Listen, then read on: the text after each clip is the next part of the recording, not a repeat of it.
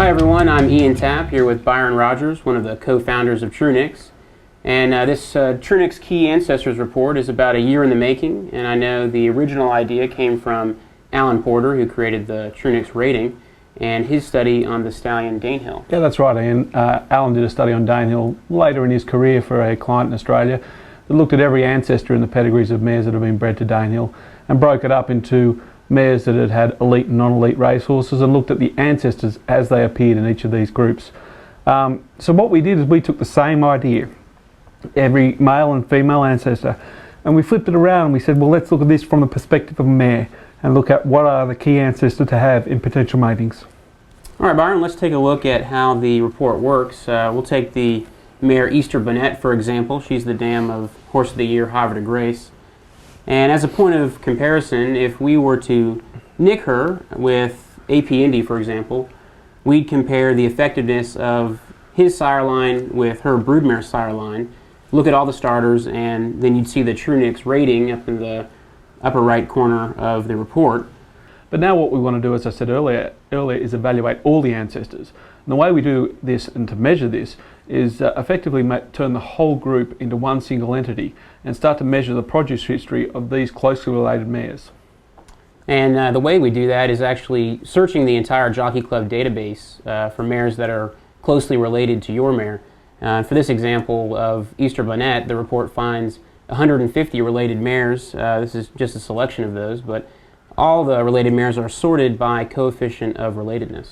And the coefficient of relatedness, that is a population genetics term. You know, effectively the mare is 100% related to herself. Her dam is 50% related. In this case it's slightly higher because Toll Fee is an inbred mare, but you can get that, understand that her dam would be 50%, her sire would be 50% as well, and then any half sisters are 25% and so on. And so there you get a good list of the mares that are closely related to Easter Bonnet, and see how we start to form these like-bred groups. Yeah, and this is just a selection of those mares, but you see at the bottom there, La Ville Rouge. She's the dam of Barbaro, and she makes it into the report at 27% related. But the idea is to look for clues as to which ancestors are going to be beneficial for Easter Bonnet. And the way we do this is by looking at all the related mares and their produce.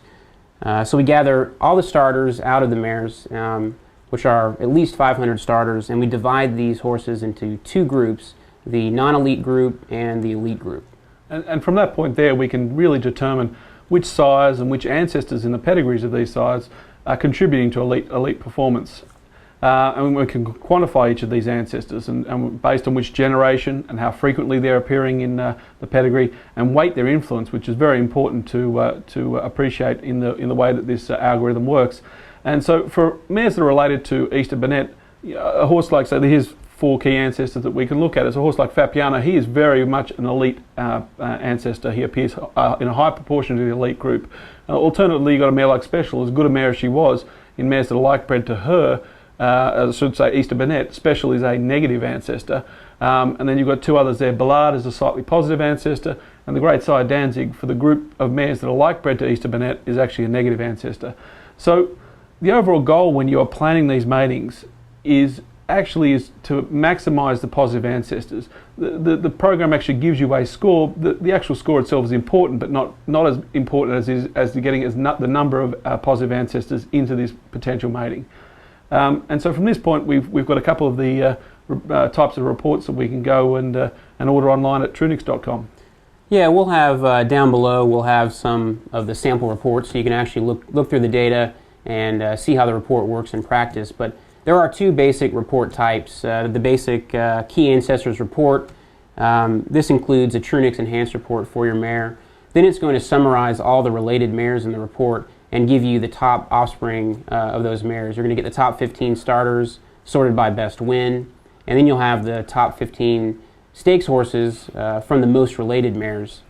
And then the ancestor portion will have a table of the top 15 most positive ancestors and then the top 15 most negative ancestors. And the other report there is the Key Ancestors report with analysis, and that basically takes it a step further. You can effectively just take your mare, input some parameters of the stallions, what service fee range, where you want the stallions to stand, and let the algorithm computer work out exactly what stallions, what the Ancestor scores for each of these stallions are. The report will show you the top 50 stallions by key ancestor score. It gives you the key ancestor score.